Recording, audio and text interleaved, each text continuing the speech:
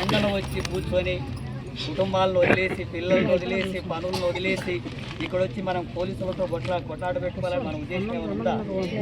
కొట్లాడే వాళ్ళం రోజు ఆ కొట్లాడే వాళ్ళం ఉంటే పెద్దవాళ్ళగానే ఉండకుంటాం కదా. 100 ఎకరాల భూములు పక్కలో ఉంటే మనకు భూమి లేకుండా బతుకుతున్నాం కదా. కొట్లాడే స్వభావం ఉంటే ఆ 100 ఎకరాలు ఎప్పుడో మనకు ఆ రకంగా లేవు. మనం సామరస్యంగా ఉన్నాం. అది అర్థం చేసుకొని పోలీసులు సహకరించాలని కోరుతున్నాను. అట్లాగే ఒకవేళ ఇక్కడ తనకు ఆటంకంగా ఉంది అని బయట ఇస్తా అంటే మన వాళ్ళు అంటున్నారు బయట అక్కడ తాను ఇవ్వడం ఇంకా ప్రభుత్వం ఇవ్వడం కుదరదుగా.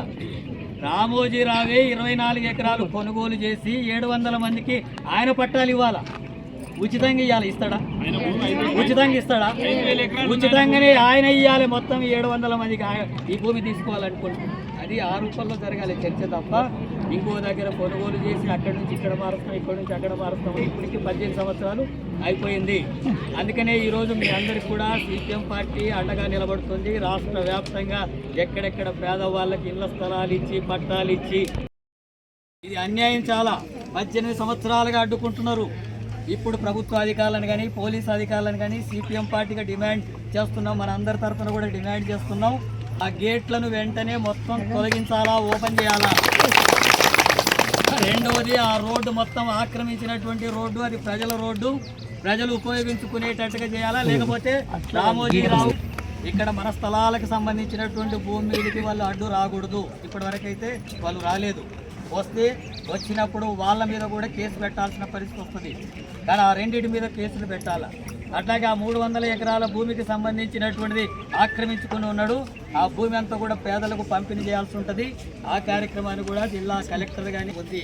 ఇక్కడ గొడవ లేదు, పంచాయతీ లేదు, ఎవరితో కిరికిరి లేదు, పోలీసులకు మనకు అసలే సమస్య లేదు.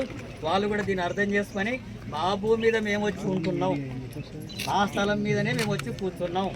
పక్కల పోయి రామోజీరావుకు సంబంధించినటువంటి ఒక చిన్న కట్టెపులు ఇప్పటి వరకు అధికారులు ఏం చేస్తున్నారంటే చర్చించి పరిష్కారం చేస్తారు. చర్చించి ఇలాంటి చర్చలంతా కూడా జరుగుతూనే ఉన్నాయి.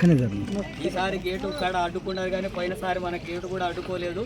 ఎందుకంటే మన స్థలం మీద మనసు చెప్పింది ఏంటంటే వాళ్ళు చెప్తున్నది అక్కడ చర్చలు జరిగినటువంటిది మేము ఇక్కడ 22 ఎకరాల భూమి అయితే పైన బయట 24 ఎకరాల కొనుక్కొని మీకు పట్టాలు ఇస్తామని చెప్పి అంటున్నాడు ఆయన.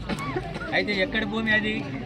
ఆయన అక్కడ బయట ప్రైవేటు వాళ్ళది కొని ప్రభుత్వానికి ఇస్తే ప్రభుత్వం మళ్ళీ తీసుకొని డబ్బులు ఇచ్చి తీసుకొని మనకు పంపిణీ చేయాలా. సరే డబ్బులు ఆయన ఇస్తా అంటున్నాడు కాబట్టి ప్రభుత్వం మళ్ళీ మనకి 700 మందికి ఇవ్వాలా. 700 మందికి ఇవ్వడం అనేది జరగదు. ఎందుకంటే ఈ భూమి ప్రభుత్వం తీసుకోవాలా, ప్రభుత్వం మళ్ళీ మనకు కొత్తగా పట్టాలు ఇవ్వాలి, ఆ భూమి మీద ఇవ్వాలి కదా. ఇప్పుడు ఇచ్చిన పట్టాలు చెల్లవు. లేకుంటే ఎన్నెన్న ఆయన చూడు మాకేం పల్లె కాదు ఎన్నెన్న ఇది ఇచ్చి ఇయ్యమన్నాము ఇయ్యమంటే మాట్లాడి ఇక్కడ చూడు కొట్లాడుకొని కూర్చుకొని అలా లేసుకొని పోతున్నారు ఇక ఇక్కడ చూసుకుంటా పోలీసులు మరి ఏంటి వేసుకపోతుర్రో ఆ పోలీసులకు అక్కలు లేరా చెల్లెలు లేరా పెళ్ళం లేరా పిల్లలు లేరా మేము కూడా మీ లెక్క మేము ఎత్తుకొస్తాము ఏసీలో మంచిగా పట్టుకుందాం మేము లేటెస్ట్ న్యూస్ తెలుగు మరియు ఇంగ్లీష్ అప్డేట్స్ కోసం ఇప్పుడే క్యూన్యూస్ అఫీషియల్ యాప్ ని ప్లే స్టోర్ నుండి డౌన్లోడ్ చేసుకోండి. సరికొత్త సమాచారాల కోసం క్యూన్యూస్ వెబ్సైట్ ని ఫాలో అవ్వండి. ఛానల్లో ప్రాంతీయ, జాతీయ, అంతర్జాతీయ వార్తలు వీక్షించండి.